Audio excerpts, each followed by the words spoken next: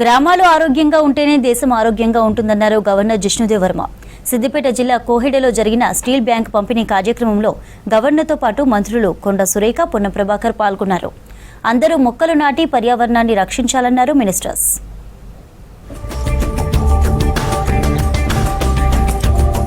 భవిష్యత్తు బాగుండాలంటే ప్రతి ఒక్కరూ మొక్కలు నాటాలన్నారు గవర్నర్ జిష్ణుదేవ్ వర్మ. సిద్దిపేట జిల్లా కోహెడలో జరిగిన ఇందిరా మహిళా శక్తి విజయోత్సవం స్టీల్ బ్యాంక్ వితరణ కార్యక్రమంలో గవర్నర్తో పాటు మంత్రులు కొండ సురేఖ, పొన్నం ప్రభాకర్ పాల్గొన్నారు. అందరూ స్టీల్ వస్తువులనే వాడాలని సూచించారు. మహిళలు అన్ని రంగాల్లో రాణించాలన్నారు గవర్నర్ జిష్ణుదేవ్ వర్మ. हमको अच्छे पर्यावरण चाहिए, हमारा खेती अच्छा हो, हम सुस्त रहे, ये हमको करना है तो हमको प्लास्टिक वर्जित करना है. हमारा पर्यावरण सुस्त रहेंगे तो हम भी सुस्त रहेंगे. हमारा पर्यावरण गंदा रहेगा तो हमको भी गंदा रहना पड़ेगा. मैं तो हर महिला बहनों को बोलता हूं कि आप लोग लीडरशिप लीजिए. ये ऐसी चीज है, ये कोई संस्था नहीं है, ये एक मूवमेंट है, एक आंदोलन है. भारतवर्ष का मातृशक्ति का एक आंदोलन है. SHG movement is a movement of women empowerment and for women empowerment. Plastic వాడకంతో అనారోగ్య సమస్యలు వస్తాయన్నారు అటవీ శాఖ మంత్రి కొండ సురేఖ.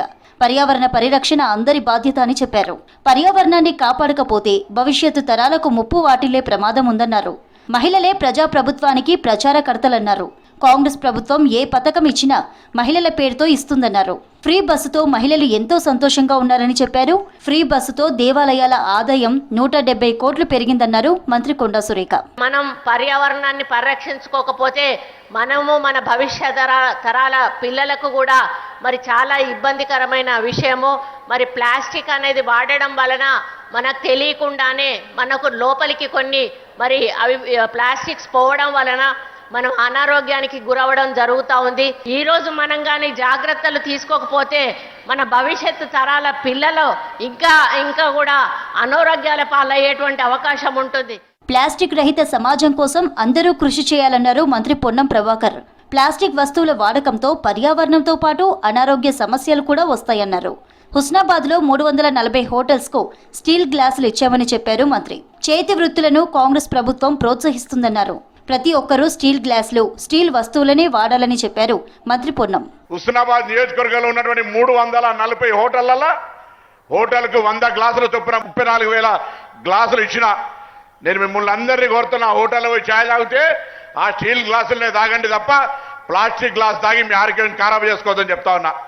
ఇవాళ ఇచ్చే కిట్స్, ఇచ్చే 74 ప్లేట్లు ఒక్కసారి తింటే 74,000 మంది ఒక్కసారి భోజనం చేసే అంత స్టీల్ సామాగ్రి నియోజకవర్గంలో మన ఆరోగ్య రక్షణకు వస్తూ ఉంది.